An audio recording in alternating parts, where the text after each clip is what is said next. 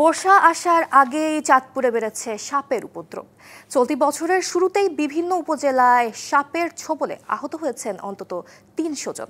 স্থানীয়দের অভিযোগ, বিষক্রিয়া থেকে রক্ষায় উপজেলা স্বাস্থ্য কমপ্লেক্সে নেই অ্যান্টিভেনম। রোগী পাঠানো হয় সদর হাসপাতালে। দ্রুত উপজেলা পর্যায়ে প্রতিষেধকটি পর্যাপ্ত মজুত রাখার আশ্বাস দিয়েছেন জেলা সিভিল সার্জন।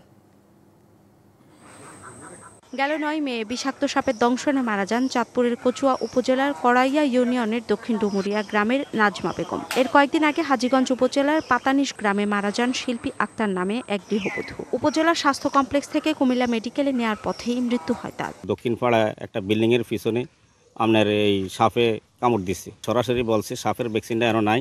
যাইতে যাইতে আমাদের রোগী পরে মারা গেছে। ভ্যাকসিন নাই কেন নাই তো আমরা কুমিল্লা লিয়ে যান অর্ধেক মতে মারা গেছে। ভ্যাকসিন যদি থাকতো তো আমার মেয়ে কি মারা যাইল না। চাঁদপুরে ৫ মাসের সাপের ছোবলে আহত হয়ে চিকিৎসা নেন ২৯৮ জন। সানবিট সব দিবে সামাল। সানবিট ম্যাজিক প্রেস ডিশওয়াশিং এর মাথা ঘোরানো সলিউশন। সম্প্রতি রাস্তাঘাটে ঝোপে ঝাড়ে বেশি দেখা দিয়েছে সাপের আনাগোনা। অটো ক্রস করা যাওয়ার সময় আমি সাপে পাড়া দিছি।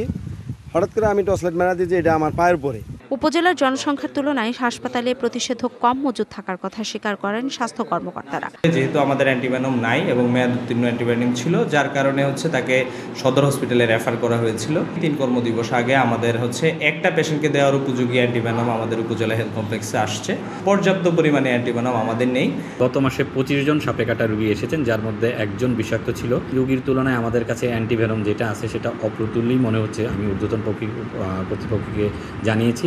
প্রতিটি উপজেলা স্বাস্থ্য কমপ্লেক্সে দ্রুত পর্যাপ্ত অ্যান্টিভেনম সরবরাহের কথা জানালেন সিভিল সার্জন। বর্ষার সিজনটাতে একটু সাপের উপদ্রবটা বেড়ে যায়, এই কারণে আসলে আমার হসপিটালগুলোতে পর্যাপ্ত পরিমাণে আসলে অ্যান্টিভেনম মজুদ থাকা উচিত। অ্যান্টিভেনমের দাম বেশি হওয়ায় তা সাধারণ মানুষের ক্রয় ক্ষমতার বাইরে। তাই প্রতিটি সরকারি হাসপাতালে এই বিষ প্রতিষেধকটি মজুদ থাকবে প্রত্যাশা সবার। DBC news desk.